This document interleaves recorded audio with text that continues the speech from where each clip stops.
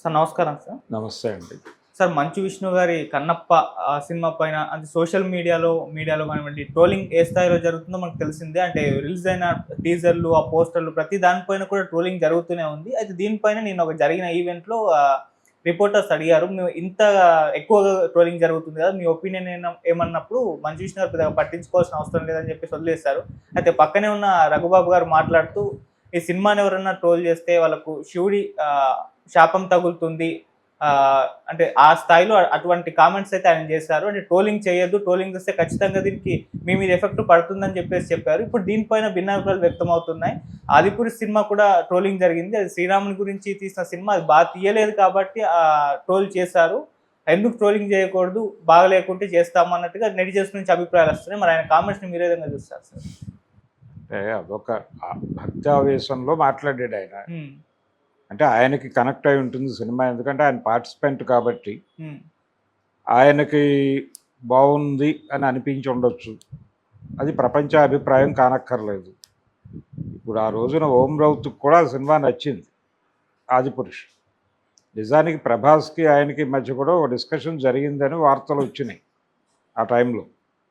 అంటే ప్రభాసే ఆయన్ని ఒక గదిలోకి తీసుకెళ్ళి కూర్చోబెట్టి మాట్లాడాడు అనేది అప్పుడు వచ్చిన వార్త.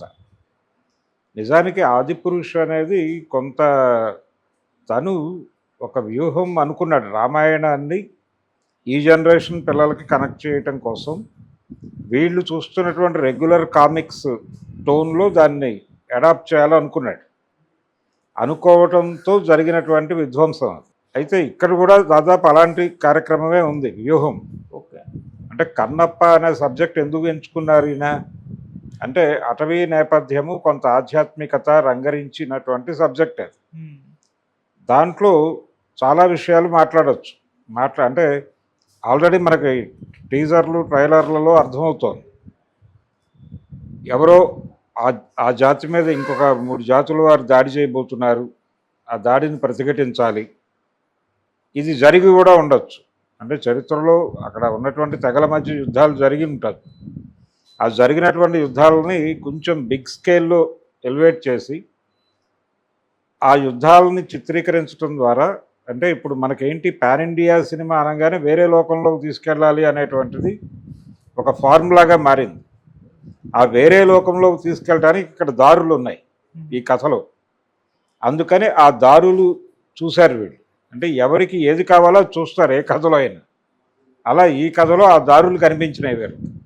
ఆ దారులు కనిపించడం వలన ఇవన్నీ అంటే బాహుబలి కంపారిజన్ ఇవన్నీ అంటే పాన్ ఇండియా మార్కెట్ని మనం పట్టుకోవాలంటే ఈ ఎలిమెంట్స్ అన్నీ ఉండాలి. అలాగే భక్తికి సంబంధించినటువంటి వ్యవహారం కూడా కొంచెం బలంగా ఉండాలి. అందుకనే వీళ్ళు మోహన్ బాబు గారి క్యారెక్టర్ కూడా మేము అంతకు ముందు ఉన్నటువంటి సినిమాలకి భిన్నంగా చిత్రీకరిస్తున్నామని చెప్పారు. చెప్పి దానికి పురాణాల నుంచి కొన్ని ఇవి కూడా చెప్పారు. అంటే ఎక్కడి నుంచి తీసుకున్నారు, వాళ్ళు ఎందుకు అలా డివియేట్ అయ్యారు. అంటే గుబ్బి నాటక సమాజం అని ఒకటి ఉంది కర్ణాటకలో. ఆ నాటక సమాజం వాళ్ళు ఈ కన్నప్ప నాటకం ఆడిన సందర్భంగా ఆ క్యారెక్టర్ని అలా డిజైన్ చేశారు. అంటే ప్రేక్షక రంజకంగా ఉండటం కోసం చేసినటువంటి డిజైన్ అది. దాన్ని రాజ్ కుమార్ గారి సినిమాలో అడాప్ట్ చేసి లింగమూర్తి గారితో చేయించారు. లింగమూర్తి గారు వద్దని చెప్పుండాల్సింది ఆ రోజున, ఆయన చెప్పలేదు. దానికి కొంచెం డోస్ పెంచి బాపు గారు వాడారు కన్నప్పలో, రావుగోపాలరావుతో చేయించారు. ఆ క్యారెక్టర్ని పవిత్రంగా మేము చూపిస్తున్నాము అని దూర్చెట్టు రాసినటువంటి కావ్యం నుంచి కొన్ని రెఫరెన్సెస్ చెప్పారు. చెప్పి గౌరవప్రదమైనటువంటి అర్చకుడిగానే చూపిస్తున్నారు. అలాగే ఇంకొక వ్యవహారం ఉంది. అంటే ఆయన నాస్తికుడు, అంటే శైవానికి నాస్తికుడు. ఆల్రెడీ ట్రైబ్స్కి వేరే దేవతలు ఉంటారు, ఆ దేవతలకి బద్ధుడు అనేటువంటి ఒక అభిప్రాయం ఉంది. అయితే దాన్ని కూడా వీళ్ళు పక్కకి నెట్టి శైవమే సర్వము అన్న పద్ధతిలో నడిచింది కథ. మనకి ఆ ట్రైలర్స్లో అర్థమవుతోంది. కాబట్టి వీటన్నిటి మేళవింపుగా ఒకటేమో బలంగా ఒక హిందుత్వ ప్రచారం కూడా దీనిలో ఉంటుంది అండర్ప్లేలో. దీంతో పాటు ఈ వ్యవహారాలన్నీ ఉంటాయి. ఈ తెగల మధ్య యుద్ధాలు, చాలా బిగ్ స్కేల్ వార్ సీన్స్ ఇవన్నీ ఉంటాయి. నిజానికి పాత రాజ్ కుమార్ గారి సినిమాకి కన్నప్ప సినిమాకి ఆ తేడా కనిపించింది. ఆ రోజున్న మార్కెట్ని పట్టుకోవడానికి కొన్ని ఎలిమెంట్స్ జోడించారు వీళ్ళు కూడా. ఉమ్, ముళ్ళపూడి వెంకటరమణ గారు కూడా బ్లైండ్ ఫైట్లు ఇలాంటివి పెట్టాడు, డ్రమ్ డ్యాన్సులు. ఇవన్నీ ఆ జనరేషన్ ఆడియన్స్ని అట్రాక్ట్ చేయడం కోసం చేసినటువంటి గిమ్మిక్కులే. అవే గిమ్మిక్కులు వీళ్ళు చేస్తున్నారు. కాకపోతే వీళ్ళ ప్రోగ్రామ్ పాన్ ఇండియా మార్కెట్. ఉమ్, ఆ రోజున బాపు గారి మార్కెట్ లోకల్ మార్కెట్, కృష్ణరాజు బాపు గారిలో. కానీ వీళ్ళదేమో పాన్ ఇండియా మార్కెట్. అందుకని వాళ్ళేవో 2-3 ఎలిమెంట్స్ వాడితే వీళ్ళు ఆ ఉన్నటువంటి ఎలిమెంట్స్ని ఇంకొంచెం విపరీత ధోరణిలోకి తీసుకెళ్ళి అద్భుత రసంలో కథ చెప్పేటువంటి ప్రయత్నం ఒకటి చేస్తున్నారు. అంటే వేరే లోకంలోకి తీసుకెళ్ళాలి. ఆ వేరే లోకంలోకి తీసుకెళ్ళడానికి కావలసిన స్పాన్ కోసం న్యూజిలాండ్ వెళ్ళారు.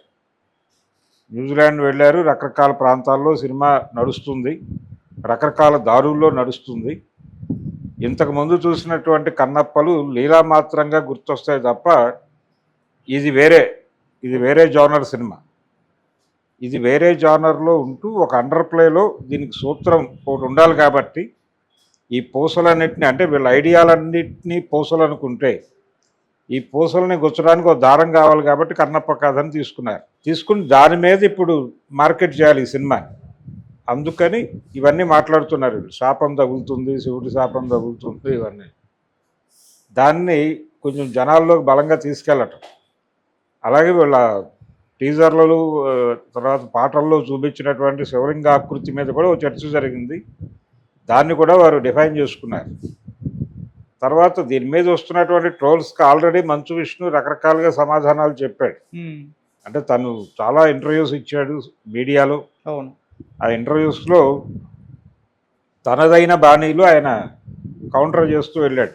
మీకు తెలుసా అన్న పద్ధతిలో, కొంచెం ఎదురుదాడి చేసే పద్ధతిలోనే వెళ్ళాడు ఆయన. సో కాన్ఫిడెన్స్ లేకుండా మాట్లాడితే మళ్ళీ ఇబ్బంది అవుతుంది ప్రాజెక్ట్. అందుకని పౌరాణిక ఇతిహాసాలకు సంబంధించిన జ్ఞానం ఎవరి జ్ఞానం వారిదే. ఇంకొక మాట కూడా చెప్పాడు ఆయన, ఎన్టీ రామారావు గారి సినిమాల్లో డైలాగులకి మాయాబజార్లో డైలాగులకి తేడా ఉంటుంది. అంటే మాయాబజార్లో డైలాగులు, మాయాబజార్ కథే కల్పితం, అది వాళ్ళు ఓపెన్గా చెప్పుకున్నారు. మహాభారత పాత్రల్ని తీసుకుని కల్పించినటువంటి ఒక గాథ శశిరేఖా పరిణయము అనేది. ఆ శశిరేఖా పరిణయ గాథ ఆల్రెడీ రంగస్థలం మీద పాపులర్ అయి ఉండటంతో దాన్ని వీళ్ళు సినిమాగా అడాప్ట్ చేసి పింగళ నాగేంద్రరావు గారు దానిలో రకరకాల అంశాలు జోడించాడు. ఈ జోడించిన క్రమంలో అందులో పాత్రలన్నీ సాధారణ భాషే మాట్లాడతాయి. ఇంట్లో ఎలా మాట్లాడుకుంటారో అలాగే ఉంటుంది అందులో. అది ఒక థియరిటికల్ అప్రోచ్. అది వాళ్ళు చెప్పదలుచుకున్న అంశాలు జనానికి బలంగా నాటుకోవడానికి ఆ మార్గం ఎంచుకున్నాడు. అయితే ఇక్కడేమిటి, వీళ్ళు కూడా ఈ జనరేషన్ ఆడియన్స్ని పట్టుకోవటం కోసం ఎక్కడా కూడా అంటే గంభీరమైన సమాసాలు అవి లేకుండా భాషని మామూలు పద్ధతుల్లోనే వాడే ప్రయత్నం చేశామని చెప్పుకున్నాడు. దానికి కంపారిజన్ తీసుకొచ్చాడు ఆయన. ఎన్టీ రామారావు గారు అంటే ఆయన డైరెక్ట్ చేసినటువంటి సినిమాల్లో డైలాగులు భీకరంగా ఉంటాయి.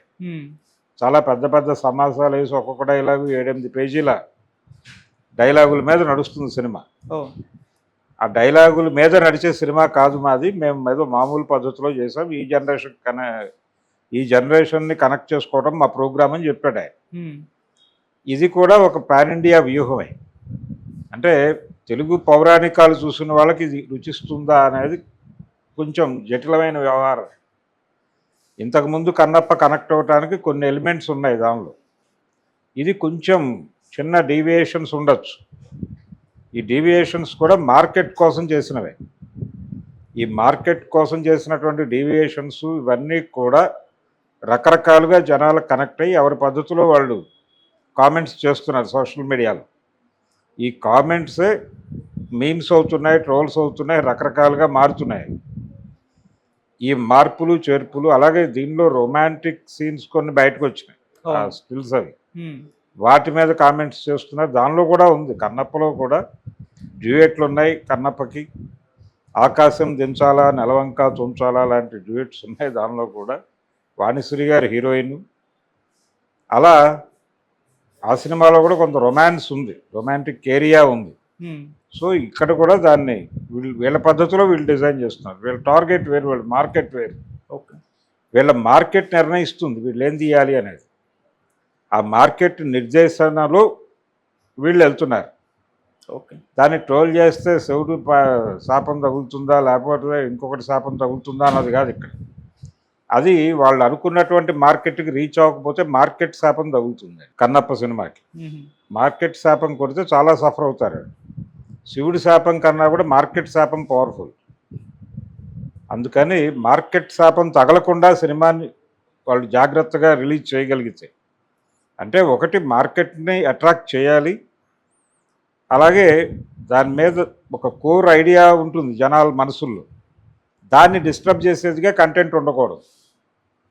అందుకని పదే పదే ఆదిపురుష్ ప్రస్తావన తీసుకొస్తున్నారు. ఆదిపురుష్లో జరిగింది అదే. ఆయన ఏమి రామాయణాన్ని కించపరచాలనుకుని సినిమా తీయలే. రామాయణాన్ని కామిక్స్ బ్యాచ్కి కనెక్ట్ చేయడం కోసం దీని ఎలిమెంట్స్ని తీసుకెళ్ళి దానిలో జోడించాడు. ఆ జోడింపులో దెబ్బతిన్నాడు ఆయన. ఆ మిక్స్ చేయటం అనే దగ్గర చాలా సిస్టమేటిక్గా వెళ్ళాలి. మాయాబజార్లో వాళ్ళు చాలా జాగ్రత్తలు తీసుకున్నారు. ఏ క్యారెక్టర్ని వాళ్ళు రెడిక్యూల్ చేయరు, చాలా పద్ధతిగా వాళ్ళ థియరీకి అనుగుణంగా నడుపుకుంటూ వెళ్ళిపోయారు. దానికి చాలా అనుభవము కావాలి, అలాగే విపరీతమైన స్టడీ కావాలి. ఆ రెండు ఉండటం వలన వాళ్ళకి సాధ్యమైంది. ఆ తర్వాత ఎవరికీ సాధ్యం కాలేదు. కారణం అదే. అందుకని రెండోది వాళ్ళకు ఒక ఇది ఉంది, ఒక ఐడియాలజీ ఉంది. చాలా క్లియర్గా ఆయన గాంధీయన్, ఆ రైటర్, ఆయన గాంధీ గారి ఫిలాసఫీని విపరీతంగా నమ్మిన వ్యక్తి, పైగా కృష్ణా పత్రిక నుంచి వచ్చినవాడు. అందుకని ఆ అవుట్లుక్ కనిపిస్తుంది దానిలో. ఓకే. చాలామంది పరిశోధకులు వదిలేశారు, కానీ నిజానికి మాయాబజారు స్వతంత్ర సమరంతో లింక్ అయి ఉన్నటువంటి సబ్జెక్ట్ అది. ఇది పౌరాణికంలా కనిపించేటువంటి సాంఘికం మాయాబజార్. అందుకని దాని గొడవ వేరు, వీళ్ళ గొడవ వేరు. వీళ్ళది మార్కెట్ అన్వేషణ, మార్కెట్ కోసం చేసినటువంటి ప్రాజెక్ట్. మార్కెట్ని ఇబ్బంది పెట్టకూడదు. అలాగే ఈ మార్కెట్లో ఇప్పటికీ కూడా ఆ సెంటిమెంట్ ఉంది. అంటే వీళ్ళు ఒకటి కొత్త లోకాలను చూపించటము, రెండోది పౌరాణిక రెఫరెన్స్. ఈ పౌరాణిక రెఫరెన్స్ నడపటం వెనకాల ఎక్కడ ఏ రకమైన ఇబ్బంది అనిపించినా కానీ అటాక్ మొదలవుతుంది. అది రాకుండా చూసుకోవాలి. ఆ కేర్ తీసుకోగలిగితే డెఫినెట్గా సినిమా పాస్ అవుతుంది. కేవలం ఈ భీకరమైన యుద్ధాలు వీటి మీదే సినిమా నడిపిస్తామంటే కష్టం. అందుకని రకరకాల ప్రయత్నాలు చేస్తున్నారు వాళ్ళు. సఫలీకృతం కావాలని అయితే కోరుకుందాం. మార్కెట్ శాపం తగలకుండా చూసుకోవాలి. శివుడి శాపం పెద్ద ఎఫెక్ట్ ఏం కాదు, శివుడితో మనకు సమస్య లేదు, మార్కెట్తోనే ఇష్యూ. కాబట్టి రఘుబాబు గారికి అది తెలియక ఆయన ఏదో ఒక భక్తావేశంలో మాట్లాడాడు. ఆయన దాన్ని పరిగణనలో తీసుకోవాల్సిన అవసరం. Thank you so much. Thank you.